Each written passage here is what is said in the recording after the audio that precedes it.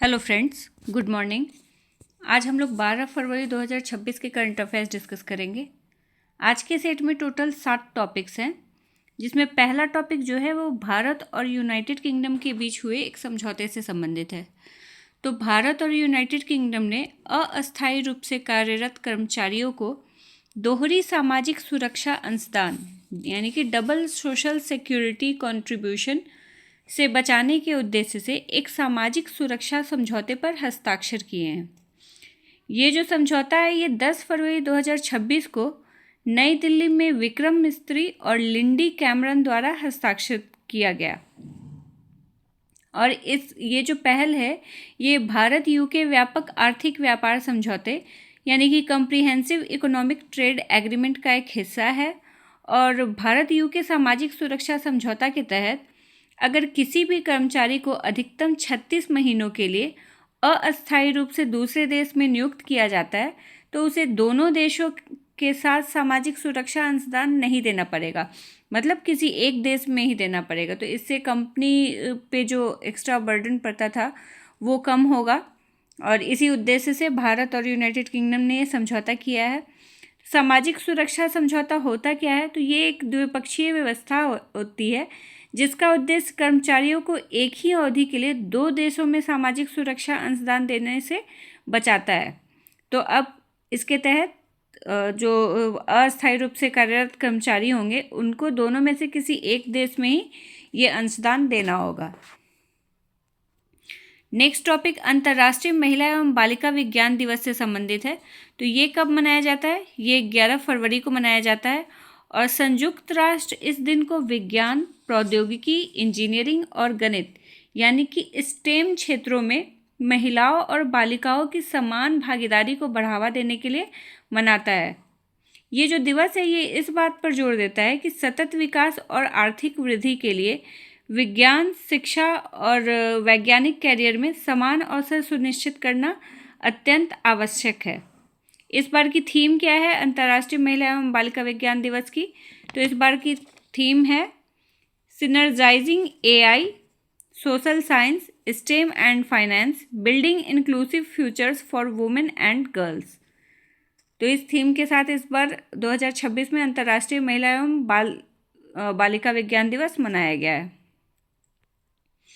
Next topic Goldman सैक्स के एक calendar ये अनुमान से संबंधित है। तो गोल्डमैन सैक्स ने कैलेंडर वर्ष 2026 के लिए भारत की वास्तविक GDP वृद्धि दर का अनुमान 6.7% से बढ़ाकर 6.9% कर दिया है। और ये जो संशोधन है ये अमेरिका द्वारा घोषित शुल्क राहत के बाद व्यापार से जुड़ी बाधाओं में कमी को दर्शाता है। और इस रिपोर्ट के अनुसार निर्यात शुल्क घटने से विनिर्माण, निर्यात और समग्र आर्थिक गति को समर्थन मिलेगा। गोल्डमैन सैक्स ने 2026 के लिए भारत के चालू खाता घाटे का अनुमान भी घटा दिया है जो GDP के 0.8% तक अब हो गया है। उसके अनुसार ये लगभग 0.25% की कमी है। पहले की तुलना में अब ये चालू खाता घाटा जो है ये 0.25% अंक कम हो गया है। वैश्विक स्तर पर अगर तुलना किया जाए तो भारत का विकास दृष्टिकोण अब भी मजबूत बना हुआ है। क्यों? क्योंकि भारत का आर्थिक सर्वेक्षण जो है उसके अनुसार वित्त वर्ष 2027 के लिए आर्थिक वृद्धि दर का अनुमान 6.8 से 7.2% है, जबकि मूडीज़ ने भारत की GDP वृद्धि दर का अनुमान 6.4% का है 2026-27 के फाइनेंशियल ईयर के लिए। तो इस लिहाज से वैश्विक स्तर पर भारत का जो विकास दृष्टिकोण है अब भी काफ़ी मजबूत बना हुआ है। नेक्स्ट बहुत इम्पॉर्टेंट टॉपिक है करप्शन परसेप्शन इंडेक्स यानी कि वो भ्रष्टाचार धारणा सूचकांक 2025 से संबंधित। तो हाल ही में करप्शन परसेप्शन इंडेक्स जारी किया गया है। तो इसमें 182 देशों का मूल्यांकन किया गया है जो सार्वजनिक क्षेत्र में भ्रष्टाचार की धारणा के आधार पर किया जाता है। और इस सूचकांक को जारी कौन करता है? तो ट्रांसपेरेंसी इंटरनेशनल, उसके द्वारा ये सूचकांक जारी किया जाता है। और इस सूचकांक में देशों को 0 से 100 तक के पैमाने पर आंका जाता है। 0 मतलब सबसे अधिक सर्वाधिक भ्रष्ट और 100 मतलब अत्यंत स्वच्छ देश। इस वर्ष वैश्विक औसत स्कोर 42 रहा, जो पिछले एक दशक में सबसे कम है, और विशेष रूप से 122 देशों का स्कोर 50 से नीचे रहा है, जिससे यह स्पष्ट होता है कि भ्रष्टाचार की समस्या जो है वो व्यापक रूप से बनी हुई है। और करप्शन परसेप्शन इंडेक्स 2025 के अनुसार डेनमार्क 89 अंकों के साथ लगातार 8वें वर्ष शीर्ष स्थान पर बने हुए हैं। इसके अलावा जो शीर्ष पर बने हुए देश हैं वो हैं फिनलैंड, जिसको 88 अंक प्राप्त हुआ है। उसके बाद है सिंगापुर, जिसको 84 अंक प्राप्त हुआ है। उसके बाद है न्यूजीलैंड, जिसको 81 अंक प्राप्त हुआ है। और फिर नॉर्वे, इसको भी 81 अंक प्राप्त हुआ है।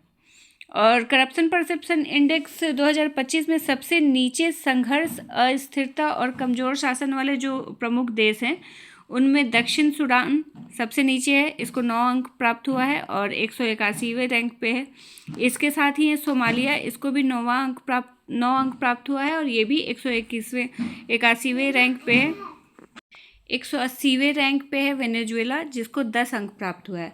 भारत को इस इंडेक्स में कौन सा स्थान प्राप्त हुआ है? तो 91 स्थान प्राप्त हुआ, 91 रैंक पे है भारत, और भारत का अंक है 39। ट्रांसपेरेंसी इंटरनेशनल के अनुसार वर्ष 2012 से अब तक लगभग 31 देशों ने भ्रष्टाचार के स्तर को कम करने में उल्लेखनीय प्रगति की है, और इन देशों ने लगातार नीतिगत सुधार, डिजिटल प्रशासन और संस्थागत मजबूती के माध्यम से पारदर्शिता बढ़ाई है। इसमें कौन कौन से देश प्रमुख हैं? तो एस्टोनिया, जिसको 12th रैंक प्राप्त हुआ है, इसका स्कोर है 76। भूटान, इसको 18th रैंक प्राप्त हुआ है, इसका स्कोर है 71। और दक्षिण कोरिया, इसको 31st रैंक प्राप्त हुआ है, इसका स्कोर है 63। तो इन देशों ने अपने यहाँ भ्रष्टाचार कम करने में उल्लेखनीय प्रगति की है। भारत का स्थान क्या है? तो 91। नेक्स्ट टॉपिक भारत के स्टार निशानेबाज मनु भाकर से संबंधित है। तो मनु भाकर ने नई दिल्ली में आयोजित एशियन शूटिंग चैंपियनशिप 2026 में 25 मीटर पिस्टल स्पर्धा में रजत पदक जीता है, और ये 25 मीटर पिस्टल में उनका पहला व्यक्तिगत सिल्वर मेडल है। तो अगर पूछा जाए मनु भाकर ने कौन सा पदक जीता है एशियन शूटिंग चैंपियनशिप 2026 में, तो रजत पदक। नेक्स्ट टॉपिक भी इंटरनेशनल रिलेशन से संबंधित है।